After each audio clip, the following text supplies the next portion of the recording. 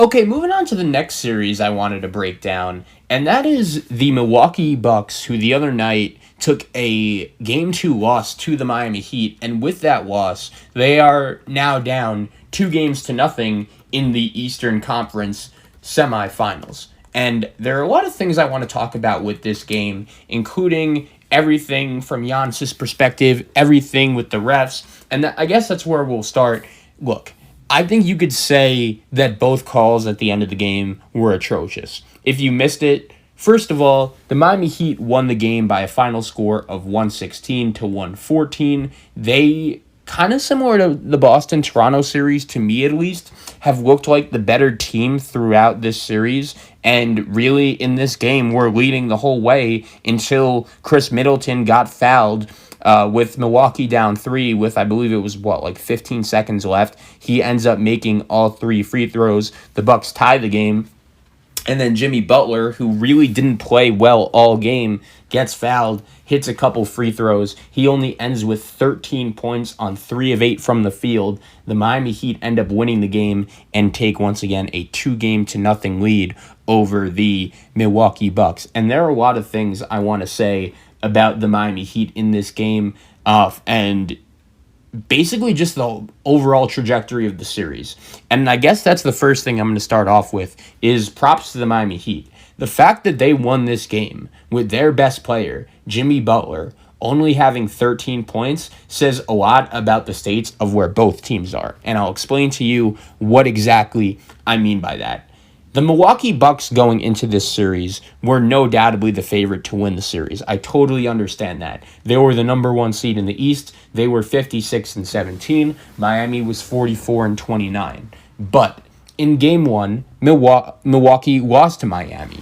And what was the main reason why they lost? It's because Jimmy Butler in the fourth quarter just went absolutely berserk. You guys know that he ended with 40 points, and the Miami Heat ended up getting the victory over the Bucks. And a big reason why was because Jimmy Butler literally said to his teammates, "I'm not passing the ball." He went off, and Miami ended up getting the victory. But here's the concerning thing for Milwaukee in this series. Jimmy Butler in Game 2 only had 13 points. The rest of the Miami Heat players played very well. Look at these numbers. Goran Dragic had 23 points. Bam Adebayo had 15 points. Jimmy Butler had 13. Crowder had 16. Duncan Robinson had 13. Kelly Olynyk coming out of nowhere with 11. And Tyler Hero with 17. He continues to make big shot after big shot. He played 32 minutes as well. Super impressive. You look at the Bucks, their surrounding players did play better than in Game 1. Giannis was good. He had 29. Chris Middleton had 23. Brook Lopez had 16. Eric Bledsoe was back, and he had 16. But the Bucks fall just short. And even though all those guys played very well, once again, the concerning thing is neither did Miami's best player. It was their surrounding cast that played well. And going into this series, a lot of us said a main reason as to why we think the Miami Heat match up so well with the Milwaukee Bucks was because of their depth and the length and the number of bodies that they could put on not only Giannis but Middleton as well. And I think so far they've done that. When you are on defense against the Milwaukee Bucks, your number 1 priority has to be to stop Giannis.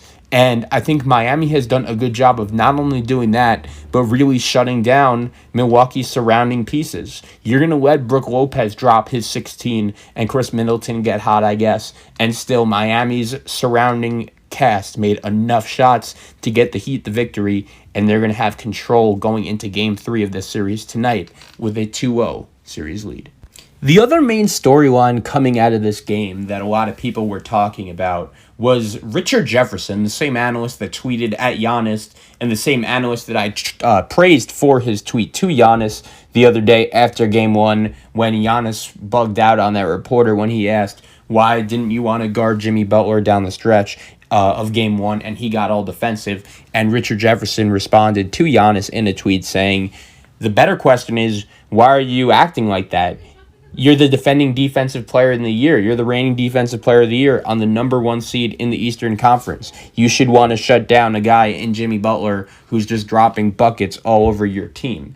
And Richard Jefferson said after game 2 that Giannis might be a Pippen. ... There, I said it. He needs his Jordan.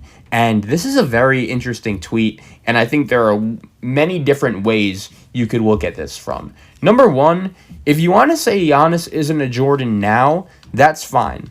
I think sometimes we forget how young and inexperienced Giannis is. I don't think anyone is going to say that Giannis is going to, finish his career as the best basketball player of all time. He's obviously going to have to get on a much better trajectory to do that. But keep in mind, this dude is only 25 years old. And I believe he still has some of the unique skills and qualities that he could end his career as maybe one of the 10 or maybe one of the 20 best players in the history of the NBA. But right now, it's easy to say that he's a Pippen. But there's a huge difference between Giannis and Scottie Pippen. You could say he's not a Jordan, and that's fine, but realistically, how many people in basketball are a Jordan? Not many. So I think that's just another example, and I respect Richard Jefferson. There aren't many other people working on ESPN in the basketball media whose opinion I respect as much as Richard Jefferson. There's no doubt about that. But at the same time, I don't think there's any need for him to be going after Giannis like that. Is his team down 2-0 to the Miami Heat? Absolutely. Is Giannis as a player really going to have to step up in order for his team to win? Absolutely. But stop with this Jordan Pippen stuff. Stop with it. Because right now, as good as Chris Middleton and Brook Lopez are, it's all on Giannis. And as good as those guys are, right now, we recognize what the deal with Giannis's game is. Is he a superb player? Absolutely. He has to improve his offensive game. He has to improve his jump shooting. And he has to be a little bit more aggressive, I think, at the offensive end. We know that. But this is a guy that I think himself, he knows that he has to win a playoff series in order to be considered one of the best players in the league. Right now, Giannis could win all the MVPs he wants. And it's very impressive, but at the same time, I think the point is that even he knows that in order to be in the conversation with the LeBrons and the Kawhis and to be realistically considered better than they are, he has to really perform and elevate his team in a big series down the stretch. And so far, in this Miami Heat series, he hasn't done that. So was Richard Jefferson technically right by saying, Giannis kind of looks like a Jordan? And Giannis might be a Pippen. There, I said it. He needs his Jordan. May he technically be right by that statement? Yeah, but at the same time, I don't think there aren't any Michael Jordans or that many Michael Jordans that could ever, compare. Also, Scottie Pippen chimed in, and this is another reason why I think supports my argument here. He said, "I'm not Giannis. I don't have back-to-back MVPs." And then in quotes, he said, "He will in a matter of days," and he's not me. The question is, who are you as a player? And I think Scottie Pippen is right. There's no realistic reason to compare Giannis and Michael Jordan. And I think the only reason why media members like Richard Jefferson do that is because they don't really have anything else to talk about. And they maybe, I don't even want to say throw shade, but they know that them saying that is really going to create conversation. It already did by Scottie Pippen countering back and saying that. So even with all that being said, it's going to be very interesting to see if the Milwaukee Bucks could come out and respond tonight and end up getting the victory here in Game 3. Because if they lose, odds are they're not coming back from 3-0. And when you look at this Bucks team, it's going to be a very interesting game. It's going to be a fascinating game because we all expected Miami to be competitive in this series. Not many people expected them to be up 2-0, and sure as hell not many people expected them to be up 3-0. But at the same time, really throughout games 1 and 2, Miami has looked like the better team than Milwaukee. So if Milwaukee really wants to make a statement tonight, they're going to have to all dig deep and, put all hands on deck, because so far it's been clear to me Jimmy Butler and the Miami Heat have been the better team, and we'll see if Giannis could step up and elevate his game.